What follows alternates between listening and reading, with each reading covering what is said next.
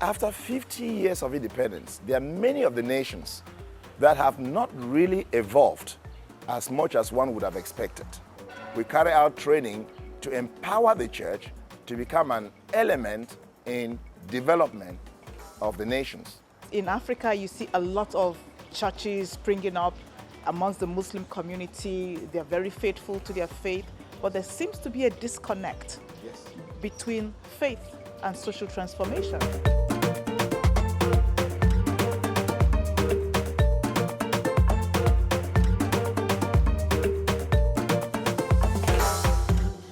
Sir, we know that corruption is an international phenomenon.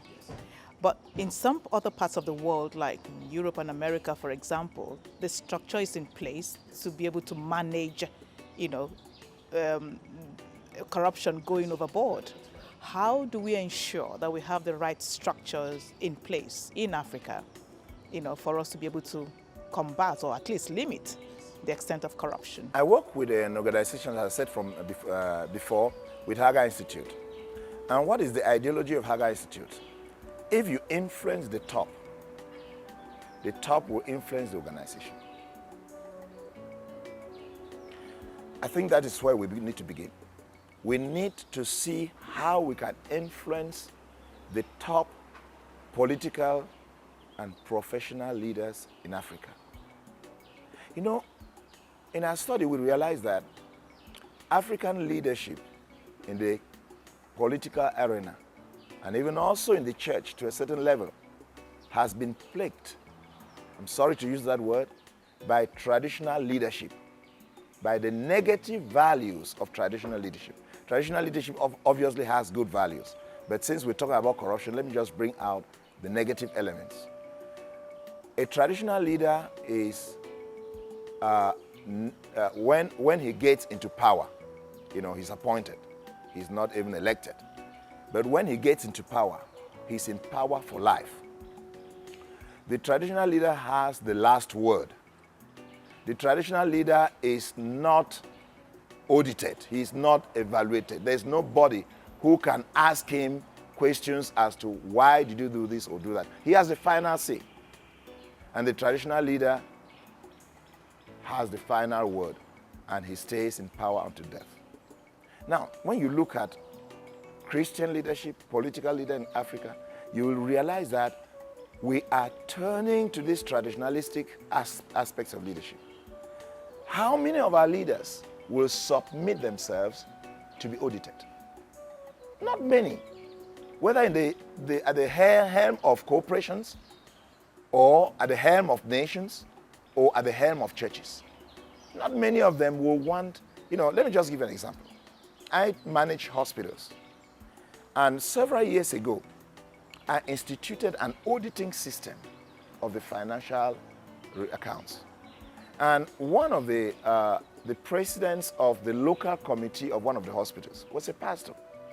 And so when I instituted this auditing system, he attacked me and said, "Are you trying to find out if I am a thief or if I've embezzled monies?"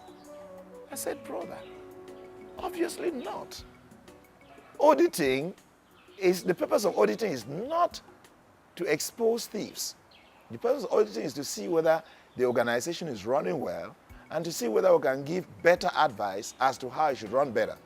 However, if there's been poor management and there's been misappropriation, we will also identify that." You see, so in his mindset, a pastor should not be audited. A pastor is above certain issues. So that is the problem we're having in Africa. So I think, one, we need to begin from the top. We need to have a system where the top leaders are accountable and can be audited by the systems that we put in place. Then secondly, we make sure that those that are below are also audited. And in our teaching, we say we need two kinds of auditing: regular auditing and surprise auditing. When you do regular auditing, the people will always, especially like those who are corrupt, they will know how to put everything in place. But when you do surprise auditing, then you'll be able to discover a lot of issues that are amiss. Can you describe what surprise auditing? Surprise auditing is you have what you call secret agents in the environment who are able to, find out discreetly what is happening in some of the organizations, what is happening in this department. And once they have a glimpse of some corruption that is taking place, you step in without having notified the people that you're coming in. Then you'll be able to discover the faults. Let me give you another example of surprise auditing. We put in place agents that will be able to help expose those who are corrupt. Let me give you an example. I am working with the organization of governance and governance and integrity and ethics with the customs in Cameroon. There was an organization that was set by the director to be able to help to bring in good governance and also good management of in the customs department. And what we do is that we send out surprise, auditing, and we have set a system where anybody who is mistreated when he brings in his goods, he has the right to phone a direct line and will immediately inform us so that we investigate. When we realize also that this particular person is corrupt and we don't really know how to get him, you can send down somebody with bills that have been notified, such that as soon as this guy gets the money and receives a bribe or opens himself to corruption, as you are moving out of the premises, somebody is coming in to arrest him. Once you have this kind of systems that are put in place, and people know that I am receiving a bribe, I am giving a bribe, I am stealing this money, I'm changing these figures at the risk of losing my job, at the risk of going to prison, they will be careful. How do you think we can move forward from the pains of slave trade? Because we seem to hang on to that, We've suffered slave trade, we've suffered colonialism. How do we move forward from that pain? To me, it's a commitment, it's a determination.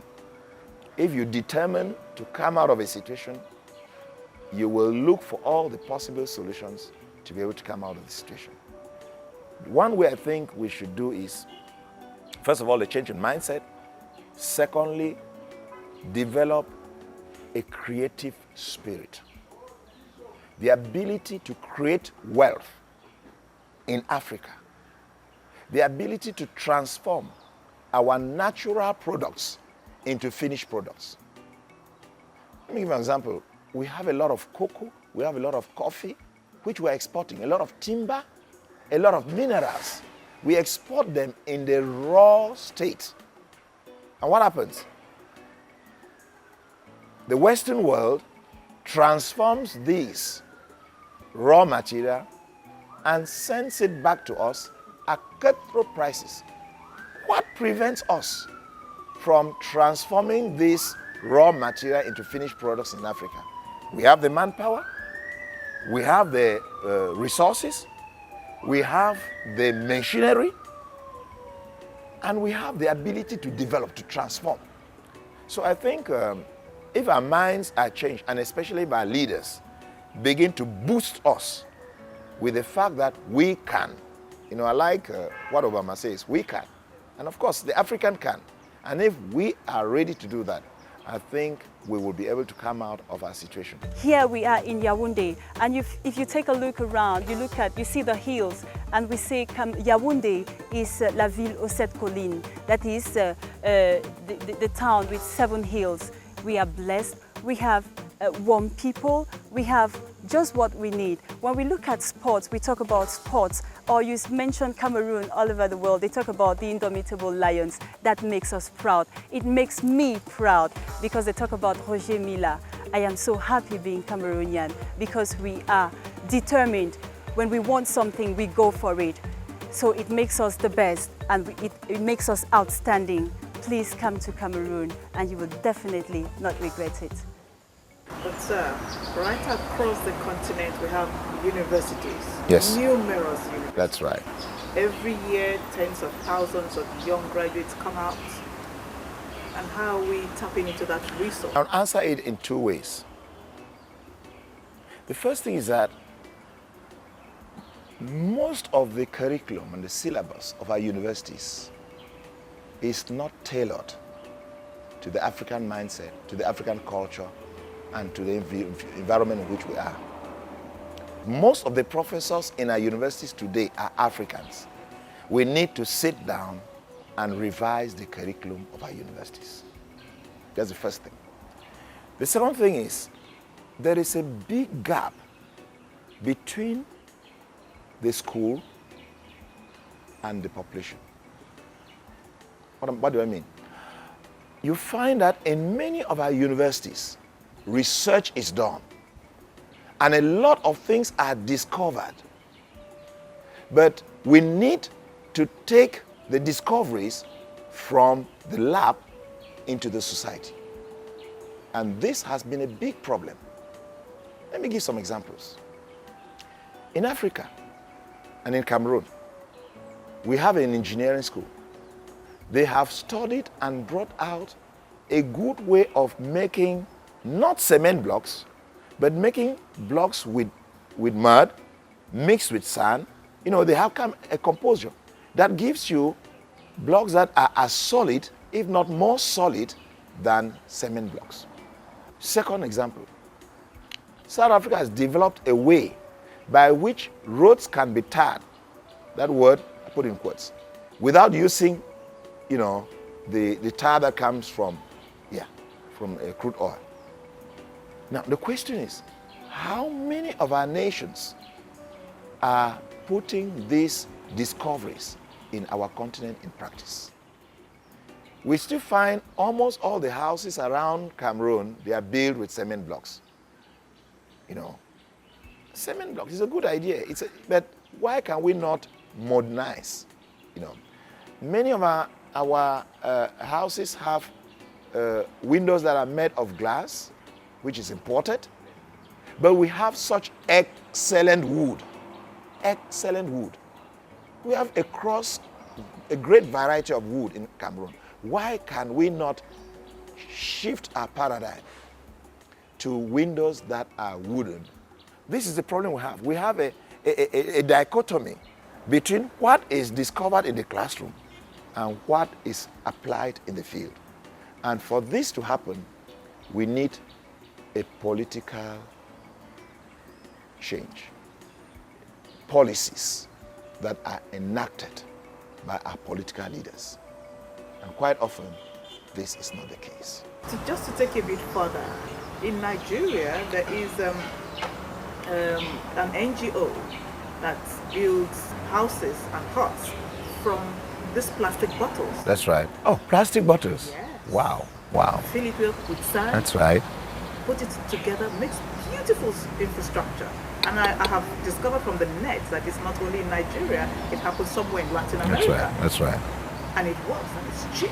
Yeah. It's more solid than cement. That's right. But people are, you know, they build restaurants in Latin America with it, and it's working. So for me, it's the demonstration. I think that's an excellent view. I think just the only thing that may need to be done then is to grant an opportunity where the population is instructed, is taught, gets to know about the new inventions and how they can be, you know. And again, to me, before you get the population to understand what is happening in the university, you need the media. Maybe the university can hold conferences and seminars. I think some of the universities in Cameroon have done that, but I don't know how effective. So I think it's a matter of looking for methods and strategies that will be able to bring out the discoveries from the university into the population. And I think that's something to reflect on. I didn't think about that. Thank you very much. That idea. Now let's look at the sector of health. Good. That's my sector.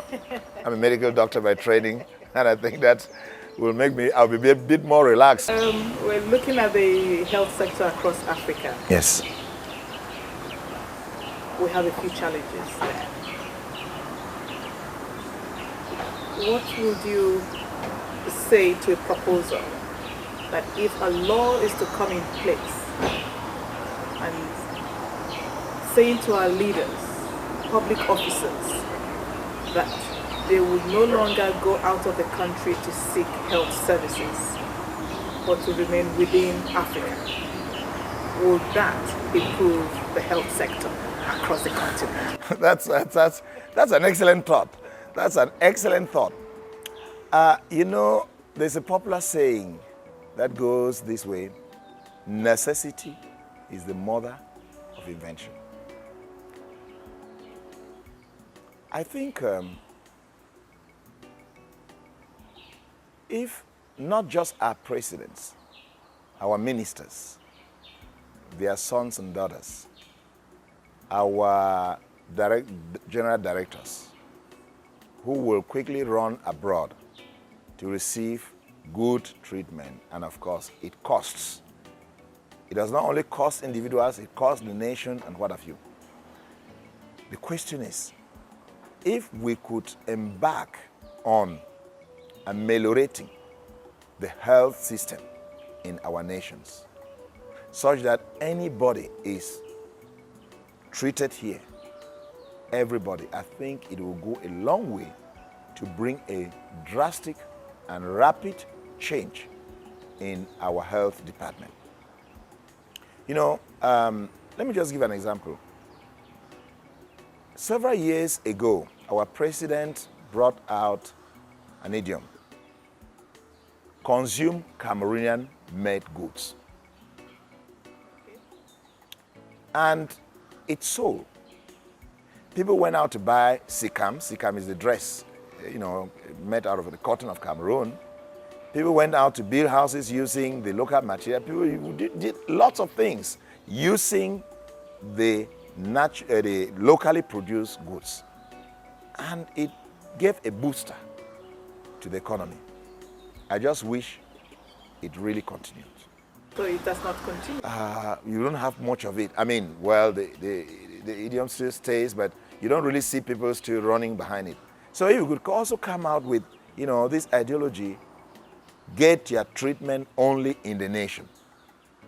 I think many people will make sure that the medical department really becomes developed. And in reality, honestly speaking, as a medical doctor, we have good specialists, well equipped mentally, I mean, in the training, but not well equipped in the hospital. You know, I'm a radiologist by training. I did my last year of training in the specialty in France. I did magnetic resonance. I also did, you know, scanner.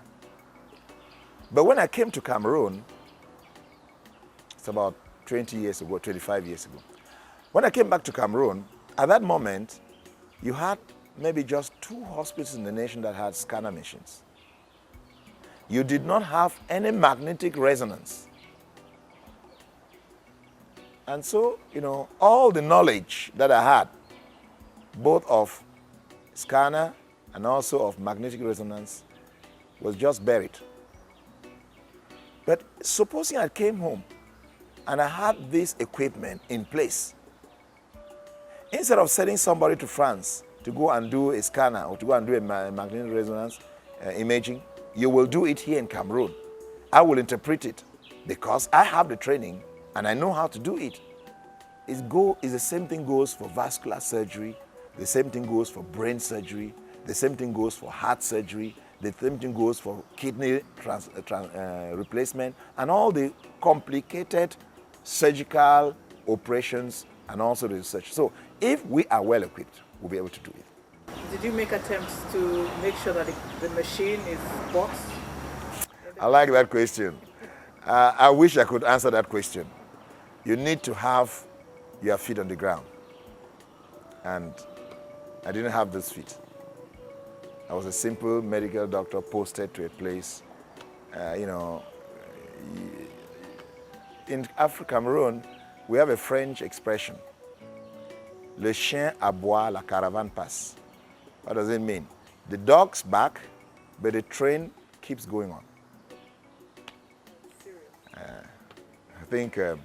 I think our leaders are sensitive to some of these issues. And I think things will change because I believe the more we talk about them on the media, the more we have people that have a good or a new mindset in parliament, the government, who can bring up these issues. I think we are moving towards a change. And personally, I'm very positive. I believe that Africa is at the verge of emerging.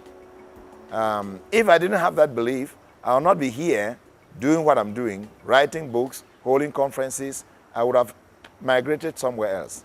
But I believe we are emerging, and I think we'll keep getting better and better through programs like this. Thank you so very much, Dr. Daniel Chu, for taking the time out of your very busy schedule to speak with us and pass on your wisdom and your experiences in this field of African challenges that we're facing and the issue of leadership.